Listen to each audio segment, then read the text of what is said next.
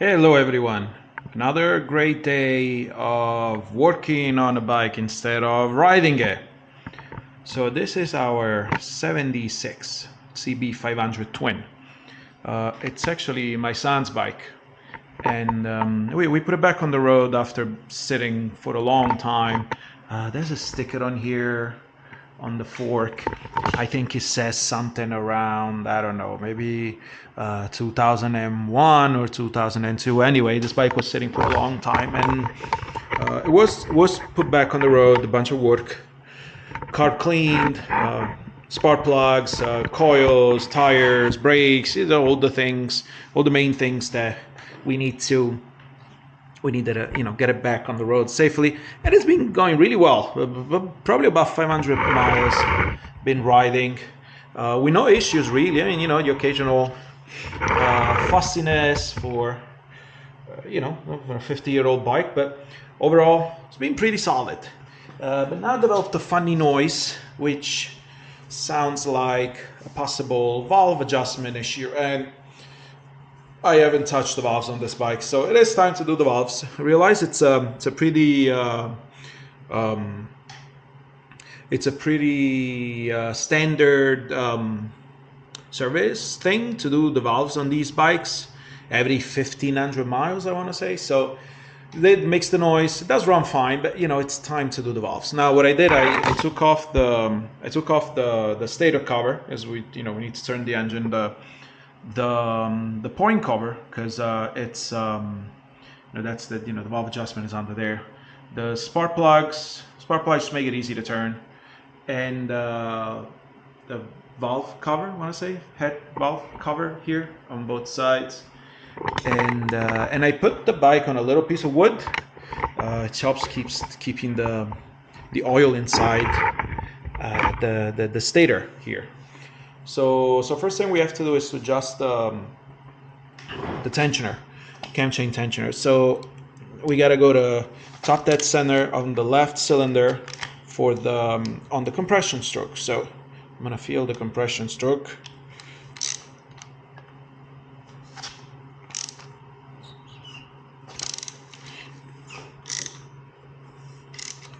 Here it is. This is our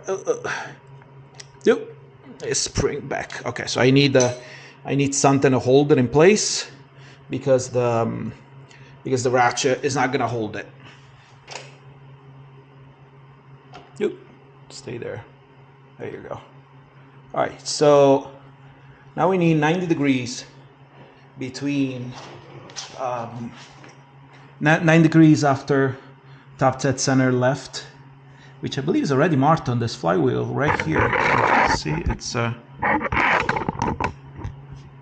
believe this is it. We're going to double check. I know I don't have a proper measuring tool for that, but it's right angle from here. It's very hard to do with the thing in the way. Okay, so let's say, all right. No, that was not it. So okay, so let's put a little mark. Doesn't have to be exactly perfect, precise. Let's say it's right here.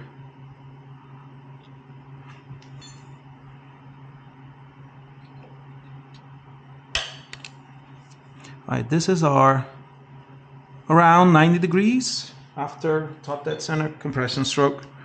So we're gonna go there now. Woo!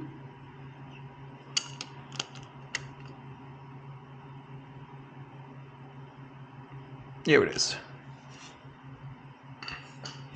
Now we go to the other side. Now, of course, it's easier to do this with the carbs off and with the horn off, but you know what? If I don't have to, I'm not gonna take it all off. So we loosen this up this way.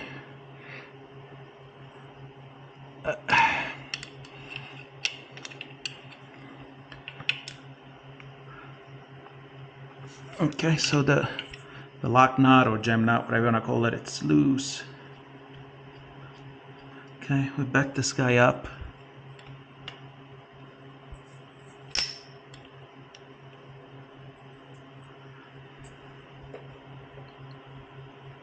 Alright.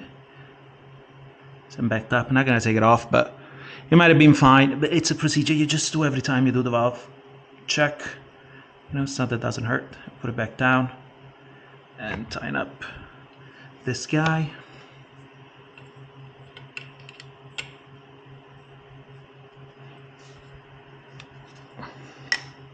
They say like a nice ooga dooga is in place when this guy stays still. Stay right there. All right, and we lock the knot at the bottom. When I took off the valve cover, it did sipped out some oil from there, but the bike was pretty oil tight. Just a very tiny leak from one of the cam covers on the other side. Here we go. Okay, so I called this good. Now we can start the valve. Alright, so now we're 90 degrees past the left compression stroke, so we gotta go full turn. So let's see. Okay, so this is not the compression stroke. I mean yeah. So we gotta go another turn.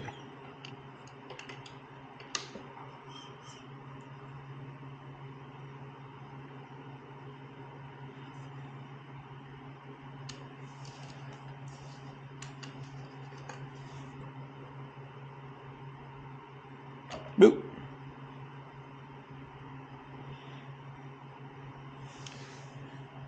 It looks like the weight of the thing holds it in place. So that's where we want to be, right here. Yeah.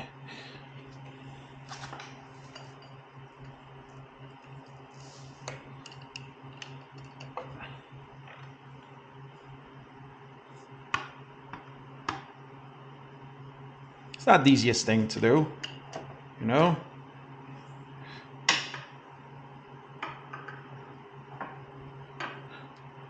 Okay, let's say we're here now.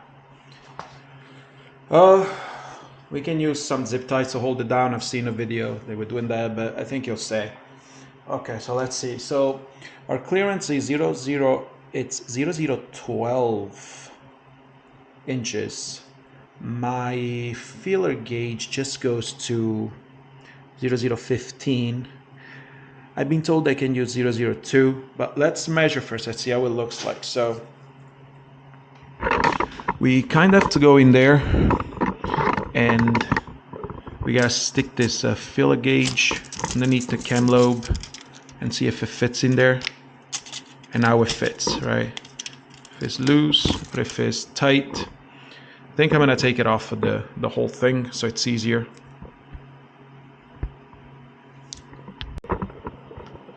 Okay, so I stuck the feeler gauge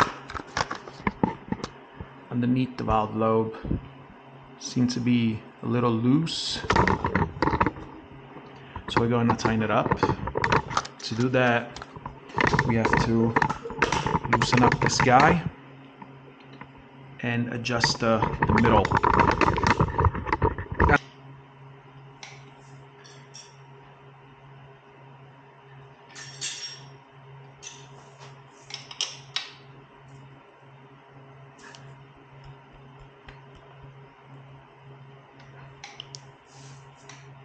Okay, so we loosen this guy up. Now we need a flathead. Kind of gonna hold the feeler gauge when I do this. I don't know which way it tightens up, I gotta be honest. Oh, here we go, feel it moving.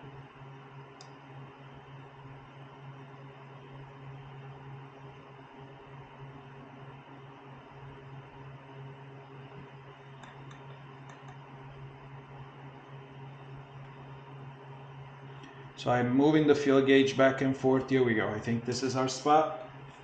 And then it just gotta tighten up the lock nut again. Gotta try and make sure not to move the adjustment here. So fine. Yep, that's perfect. Okay, that's one valve. There. Here we go. Now in this position, we can also do the exhaust on this side. So there's a little more room to work. Adjustment is very sensitive. A little movement adjusts it quite a bit. So let's tighten this up. Make sure that it doesn't move the middle piece here. It's a bit of a pain, but it's only 4 valves. You don't need spacers. You don't need any weird stuff. Everything is here to work. Okay, here we go. Tighten it up. We are on the other side. We have to do the same thing here. I found my top dead center on the rotor. This is actually pretty loose too. Same thing. Clutch cable's a bit in the way, but it's alright. Oh, this is this not like, I don't like that. Ooh. I want to try to turn the nut, the lock nut, everything, just turn the valve adjustment turned with it. So let's see.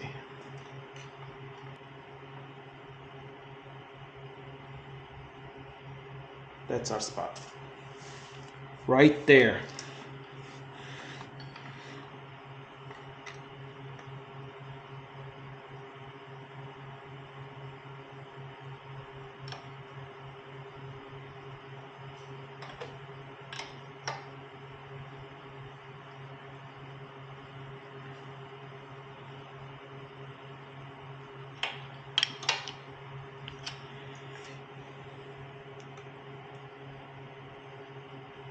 Yep, it's still good. There you go.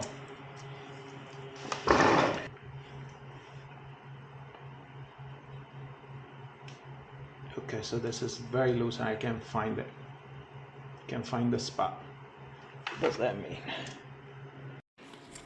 So it turns out I couldn't adjust the valve clearance. I didn't have enough play in the follower on the exhaust valve on the right side, because the cam follower is actually worn out. So when the cam follower worns out on these bikes, you don't have enough adjustment to get the correct clearance. So, and then that's the reason why the bike was making the noise that it was making in the first place. So there is a way to change the follower without taking the whole engine out of the frame, and that's what I'm doing. So several days later. Okay, so well, it's nice and oily in there. I turned the engine to right side top dead center, and now we have to measure the clearance. It's a little tight. I mean, it's a little loose. We're gonna tighten it up just a little bit. Did before. There it is. Now it tightens up nice and tight. Guess the job worked. There it is.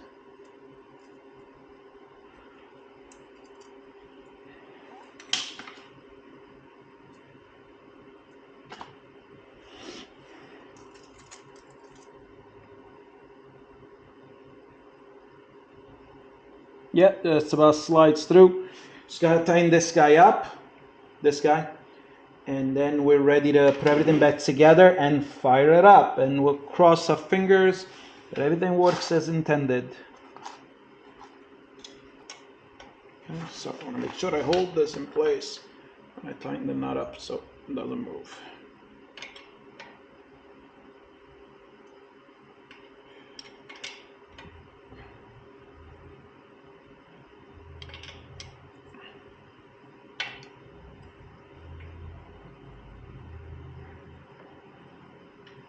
All right, just double check. Oh, the thing is still in there. Yep, perfect.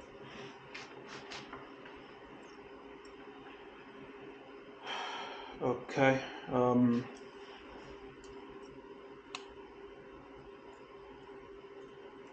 Yep, perfect. There you go. Okay, so I'm gonna put the whole thing back together and we'll fire it up.